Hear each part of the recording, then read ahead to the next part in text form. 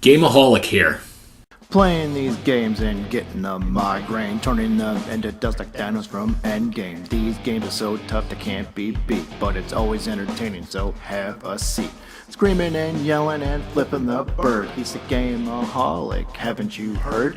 He's got a controller in his hand, trying to get you to understand that these games cannot be beat. So sit back, relax, and grab a can of beer to drink with a friend while he yells at his screen. These games, they never end. The GAME-O-HOLIC is really mean to these bad games. Watch your screen, you'll see what I mean.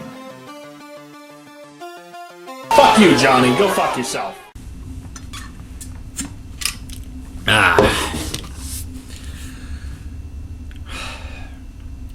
Well, at least the shit of the shittiest toilet in the world of dumping your ass and taking doo-doo out of it is done.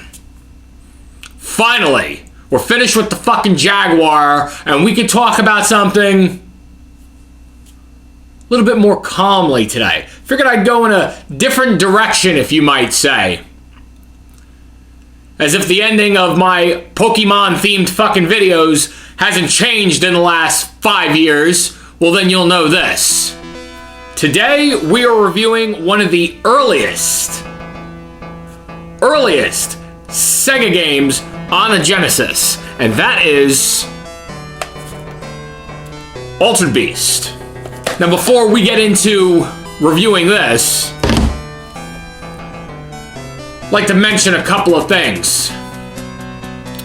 Number one, want to thank everybody who has been subscribing to the channel, following us on Twitter, TikTok, all over the globe and all over. Thank you. I do appreciate that. Again, you guys got to be the craziest son of a bitches for tuning into this every month, sometimes twice a month. Number two, we're going to be starting a new little sub-series I want to talk about right here called The Summer of Sega. Now, what that is basically is some dumb fuck who has another channel who likes to do the Summer of Blue Bitches over here. For the entirety of the summer, the GAME-O-HOLIC is going to talk about either produced, released, or created by Sega themselves. Because super economical gonorrhea assholes isn't enough, so I figured why not dedicate a whole fucking season to it. So from now until the end of August, we're going to be talking about Sega games. But today, we're going to talk about an actual good game for once. Innovative for its time, and shitty as well. But we're going to dive into it and see how a modernized review in 2022 talks about a 35-year-old game. Released in 1988 in arcades and on the Genesis console. The game takes place in Greece. Simple enough. Zeus is trying to rescue his daughter Athena from the demonic ruler of the underworld, who looks like fucking Uncle Fester if he had a fucking hemorrhoid. It's more or less a side-scroller beat-em-up. But in a minute, we'll get to that. This game was released on multiple consoles, a part of many compilations.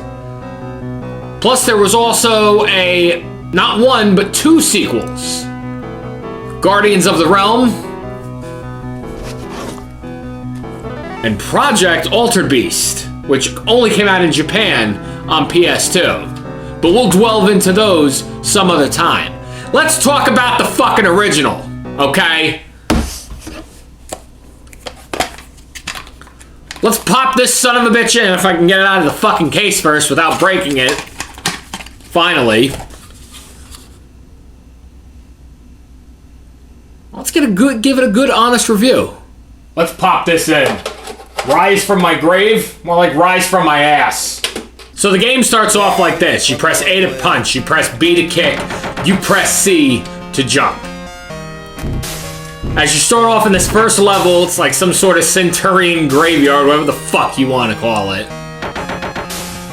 and you're beating up these zombie-like guys that are coming back to life from the graveyard. And you have to collect these 3 power orbs.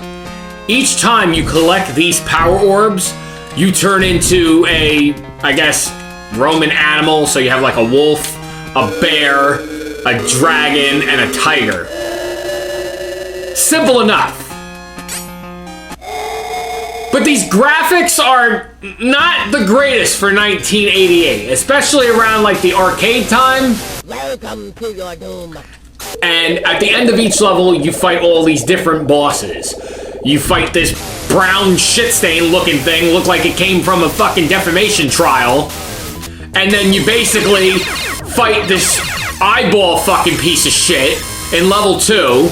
In 3, I don't know what the hell that thing is supposed to be. There's only 5 levels in this fucking game. 5 levels. Now, I'm not gonna really dig deep into that, considering by the time we got to Project Altered Beast, and especially Guardians of the fucking Realm, Galaxy, whatever the fuck you want to call it, there was 30 different fucking bosses. It's really hard to say bad things about Altered Beast, especially since it was a game I fucking grew up with. I seriously cannot dwell deep into this to say anything majorly bad about it. I mean, I'm not gonna lie, in fucking level 2, when you're playing as the dragon, if you go up to the boss close enough, you could basically kill him in a couple of shots just by spamming the friggin' C button. Another thing about this game. How many times can you release the same game? This game was not only released on many compilations, but they're giving it away for free on phones as we speak. There's been people who have made hacks, like, I don't want to say remasters, but people who have tweaked with the graphics. And I mean, there's not much to say about a 35-year-old arcade game. One thing I could definitely say that I like is, by the time you beat the game and you get through the final boss, who's as easy as a motherfucker, might I add, as long as you know what you're doing, the game will start you back at the title screen, and basically, it's like a second quest. You know, like pulling that fucking Legend of Zelda Ghosts and Goblins shit. Oh, well, you know, you couldn't beat the game. The game isn't just 5 levels, but replay it a little bit harder for each level, and now you beat 10 levels. An excuse not to fucking think! So just to show you that even as far back as 1988, Sega was thinking with their dicks instead of their fucking brains! The one thing I hate about this fucking game is the goddamn ending. These levels are hard enough to get through as it is, don't get me wrong. But the fact is, when you beat the game and you save the girl at the end, they basically explain to you it was all part of a stage play. They were acting.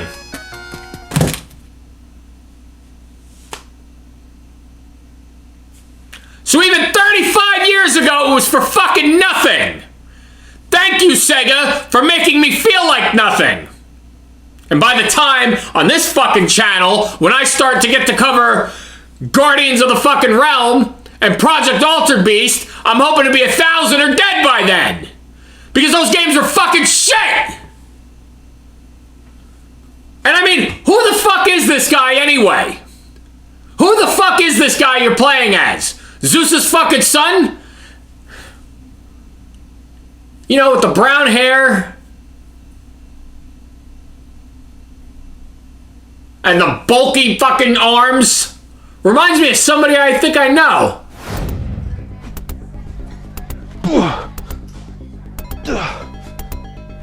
Get out of here. Ooh la la. Hey, let's clean out your bar. While you and I go back to my place, level up my pee-pee, and I'll show you my final form. Oh, this is the thanks I get for saving your bar. Great. Yeah, it sure fucking does. And you know what? It makes me think of this fucking shit. It does really make me fucking think. How sometimes the artwork looks better than the fucking game. How about inferior to another version of it? Altered Beast on the arcade is worse. Yes, I'm saying that. Worse than the home console port. It moves a lot slower. And it's a fucking bitch to play with the controls. Because the controls are tighter than your fucking ass. Same amount of levels. Same power-ups. But the game moves slower. So yes, I am going to say that Altered Beast on the Genesis is more inferior to the arcade. And I can't say that about much other games. Especially with a game with such good fucking artwork. Look at this. This is fucking beautiful. And that gets me thinking. No, this isn't going to be next month's video. But I got a challenge right now. And that challenge is to my good old buddy, Cy, over at Which Way Games. Cy, by the time September rolls around, I'll let you finish your summer of shit stains. But accept my challenge for right after summer. As we go into the fall, I want to see the Which Way Games, the Empire, fall. Cy, I'll make it easy for you this time, but not make it easy. What are your top 10? What are the top 10 worst artwork for European Mega Drive games? You do Mega Drive. I'll do the Genesis. That's the challenge I'm issuing to you. What are the top 10 worst artworks in the PAL region? And I'll give you the top 10 worst cover arts, GAME-O-HOLIC, the shit stain version in North America. Fair enough. And as we kick off, this is how I choose to kick off the Summer of Sega. But don't worry. It's only going to get worse as time goes by. Especially with this shitty artwork that was just sent to me.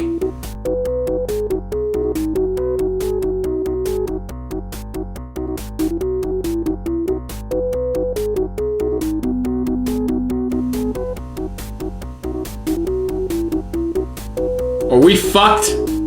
Or are we fucked?